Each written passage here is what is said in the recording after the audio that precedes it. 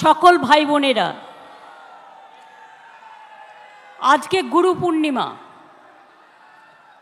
আমি সকল শ্রদ্ধেয় গুরুজনদের আমাদের সকলের পক্ষ থেকে জানাই অনেক শ্রদ্ধা, প্রণাম, সালাম, দোয়া, दंडवत।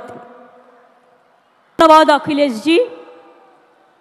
मुंबई में आपका साथ मेरे को बात हुआ था और आपने मेरे को एक कहने पे स्वीकार कर लिया। अपने साथ में किरणमय, नंदी, ललित जी और भी बहुत सारे दोस्त को लेके आई हुई है। बंगाल का साथ मैं चाहती हूँ हिंदुस्तान का रिलेशन अच्छा हो।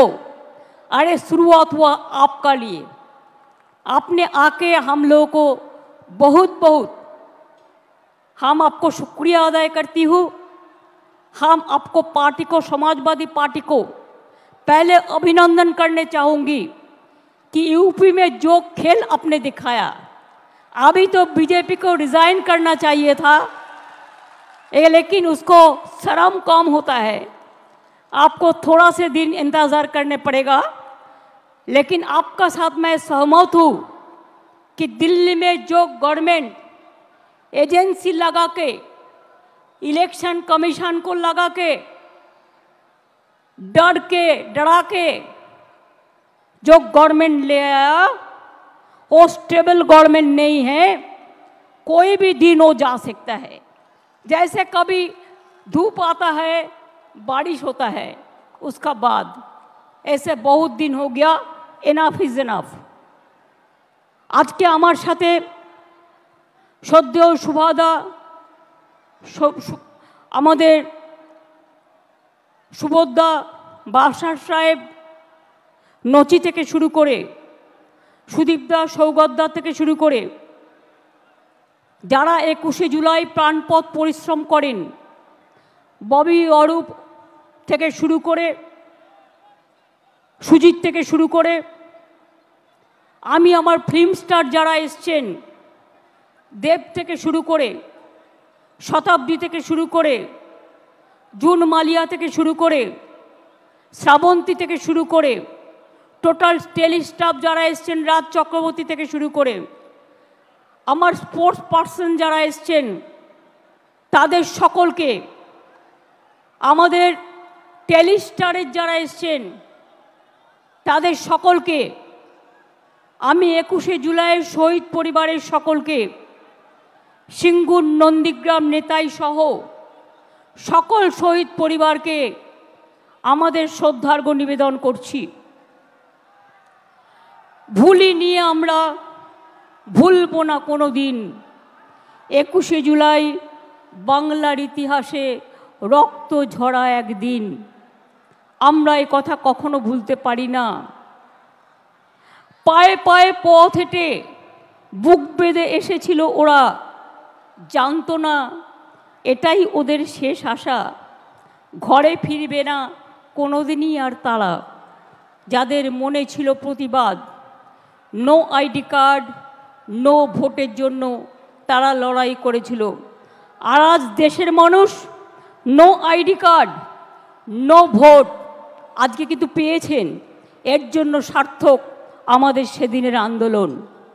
এবং বাই ইলেকশনে মানুষ যেভাবে এত এজেন্সির চমকানি, ধমকানি, এত নেতাকে গ্রেপ্তার, এত অত্যাচার করা সত্ত্বেও ইলেকশন কমিশনের একতরফা দৃষ্টিভঙ্গি থাকা সত্ত্বেও, মিডিয়ার টোটাল ওয়ান সাইডেড রোল থাকা সত্ত্বেও, যেভাবে আমরা 3টে পার্টির সাথে লড়াই করে জিতে এসেছি, বিজেপি, কংগ্রেস এবং সিপিএম, আমি স্যালুট জানাই বাংলার মানুষকে, যারা আপনারা আমাদের সমর্থন দিয়েছেন। যারা দেননি, আগামী দিন তাদের কাছেও সমর্থন আশা করব। সাধারণ মানুষ ছাড়া তৃণমূল পথ চলতে পারে না। মনে রাখতে হবে, আমরা যত জিতব তত আমাদের নরম হতে হবে। আমরা যত জিতব তত আমাদের দায়িত্ব বাড়বে। আমরা যত জিতব তত মানুষের কর্মী হতে পারবো। তৃণমূল কর্মী মানে তৃণমূল কংগ্রেস শুধু রাজনৈতিক দলের কর্মী নয়, তৃণমূল কংগ্রেস একটা সেবার কাজকর্মের প্ল্যাটফর্ম। মনে রাখবেন, এখানে আমি বিত্তবান চাই না, আমি বিবেকবান চাই। যার বিবেক আছে, যার আবেগ আছে, যার অশ্রু আছে, যার শরৎ আছে, যার ভাদ্র আছে, যার আশ্বিন আছে, আবার যার ফাগুনও আছে, আবার যার শীতও আছে, আবার যার বসন্তও আছে। 21শে জুলাই সর্বধর্ম সমন্বয়। আমি সবাইকেই বলি, উত্তরবঙ্গে আমাদের রেজাল্ট খারাপ হয়েছে। আমি আশা করি আগামী দিন উত্তরবঙ্গের মানুষ আমাদের সমর্থন দেবেন। আমি ধন্যবাদ জানাচ্ছি কুচবিহার, জলপাইগুড়ি, আলিপুরদুয়ার, রায়গঞ্জ, মালদা থেকে শুরু করে, যদিও মালদায় পার্লামেন্ট ইলেকশনে আমরা জিতিনি। আমি জানি না কেন আপনারা আমাদের ভুল বুঝলেন, হয়তো আমাদেরই দুর্ভাগ্য। একটা সিট কংগ্রেসকে, একটা সিট বিজেপিকে। ওরা কোনোদিন কিছু করেছে আপনাদের জন্য? করবেও না, মনে রাখবেন। কিন্তু তাও ভুল বুঝিনি আমি মনে করি মালদার আমসত্ত্ব 2026-এ আমরা পাবই, এই বিশ্বাস আমার আছে। কুচবিহারের মানুষকে অনেক ধন্যবাদ, অনেক লড়াই করে তারা জিতেছেন। রায়গঞ্জের মানুষকে অনেক ধন্যবাদ, তারা বাই ইলেকশনে আমাদের জিতিয়েছেন। রানাঘাটের মানুষ জিতিয়েছেন, গাইঘাটার মানুষ জিতিয়েছেন, মানিকতলার মানুষ জিতিয়েছেন, বরানগরে বাই ইলেকশনেও জিতিয়েছেন এবং ভগবানগোলা বাই ইলেকশনেও জিতিয়েছেন। এমপি ইলেকশনের সাথে সাথে আজকে গর্ব করে আমি মা মাটি মানুষকে কৃতজ্ঞতা জানাচ্ছি।